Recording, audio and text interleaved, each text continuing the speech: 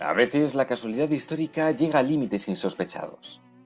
El 28 de junio se conmemora San Vito, una fiesta nacionalista serbia. En este mismo día, en 1914, muere asesinado el archiduque Francisco Fernando a manos de un nacionalista serbio. Parece que este es uno de los eventos históricos que tienen que ocurrir inexorablemente. Los terroristas intentaron asesinarle 2 veces. Una tirándole una bomba Orsini, otra esperándole con fusiles en los balcones donde pensaban que iba a pasar el carruaje del archiduque. Bueno, pues ni la bomba Orsini le hizo ningún rasguño, ni el carruaje del archiduque pasó por las calles que previeron los terroristas. Visto que el atentado ha fracasado, los terroristas decidieron abandonar su misión. Y justamente cuando se retiraban hacia sus casas, Gavrilo Princip, uno de estos terroristas, se encuentra por la calle con el archiduque y su esposa. Las declaraciones de Gavrilo Princip fueron muy interesantes. Decía que cuando él estaba vaciando el cargador de su pistola en el archiduque, el tiempo pasaba en slow motion, muy lentamente. Y que inmediatamente después el tiempo pasó volando, es decir, desde que le detuvieron hasta que le metieron en la cárcel. Algo muy similar ocurrió con la Primera Guerra Mundial. Después del asesinato, hubo un silencio entre las distintas potencias europeas que se prolongó durante un mes entero. Y justamente, al término de este mes, estalla ni más ni menos que una guerra mundial. Una guerra cuya magnitud fue de una auténtica novedad. En este tema vamos a explorar algunas de las ideas básicas de la Primera Guerra Mundial. Para comprender el origen de la Primera Guerra Mundial, debemos retrotraernos hasta las relaciones internacionales europeas del siglo XIX. Desde el Congreso de Viena, las distintas potencias europeas consensúan la necesidad de un equilibrio en el continente. Y es lógico. Napoleón supuso guerras muy costosas, destrucciones absolutas y enormes pérdidas demográficas.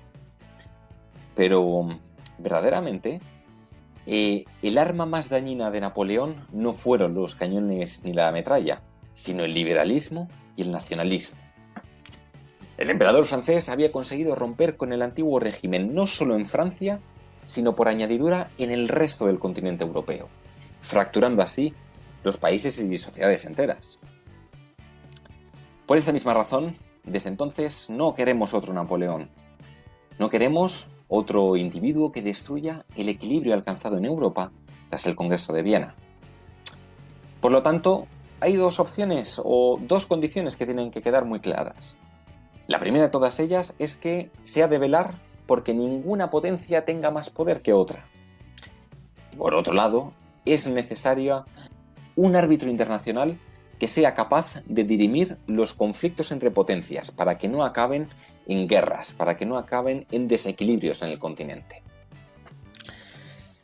Y lo que resulta es que en 1871 tenemos un nuevo Napoleón, Otto von Bismarck, un canciller que había logrado una industrialización total en Alemania y que había absorbido un gran territorio en Europa, a costa de derrotar potencias europeas tan fuertes como la francesa, en 1871, tras la batalla de Sedan. El desequilibrio en este punto, tras la proclamación del Segundo Reich, es total. Alemania es una potencia muy fuerte y muy agresiva, mientras que el resto de potencias europeas no la pueden frenar. ¿Qué candidatos tenemos para el arbitraje europeo a la altura de 1871? Pues por un lado podríamos tener a Gran Bretaña. Probablemente sería el actor más indicado. Ahora bien, la política británica al respecto es la del espléndido aislamiento. Es decir, Gran Bretaña se va a centrar en la explotación de sus colonias y no va a intervenir en ningún caso en los asuntos europeos, los cuales no reportan ningún beneficio y suponen un gran quebradero de cabeza. ¿Y qué hay de Austria? Bueno, las guerras de mediados de siglo la han debilitado lo suficiente como para no poder ejercer un arbitraje internacional en Europa. ¿Y Rusia? Bueno, Rusia se encuentra muy atrasada económicamente. Su industrialización no comienza hasta finales de siglo. es un país casi, podríamos decir, un gran territorio que vive en el feudalismo. La pregunta es, ¿y si verdaderamente fuese Alemania el árbitro que necesitásemos? Bueno, pues así parece ser. El mismo Bismarck señala, después de la batalla de Sedan, que no desea ampliar ningún territorio más. Por otro lado, desde luego, Alemania es capaz de velar con las armas por el equilibrio en Europa. Es capaz de dirimir cualquier conflicto internacional. Así que ya tenemos esas dos condiciones que queríamos desde Viena. 1. Ninguna potencia, salvo Alemania, va a tener más poder. 2. Alemania va a ser este árbitro que, en caso de conflicto, va a saber contener a las potencias cuando entren en disputa.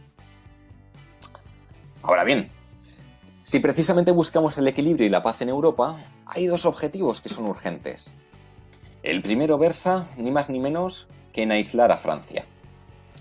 Tras la victoria en Sedan, que termina ni más ni menos que con la proclamación del Imperio Alemán en la Sala de los Espejos de Versalles, una auténtica humillación, puede pensarse que Francia desease la revancha contra Bismarck. Es un potencial enemigo, es un potencial foco de desequilibrio. Por lo tanto, Bismarck va a centrar sus esfuerzos en aislar a Francia. El segundo de los objetivos consiste en procurar que Austria y Rusia no entren en conflicto en los Balcanes, pues ambas potencias desean expandirse en este territorio, y era una cuestión de tiempo que floreciesen los conflictos entre ambas, precisamente por luchar por estos territorios. Así las cosas, Bismarck entablará relaciones diplomáticas con varios países para lograr estos dos objetivos. Esto es lo que se ha denominado los sistemas bismarckianos.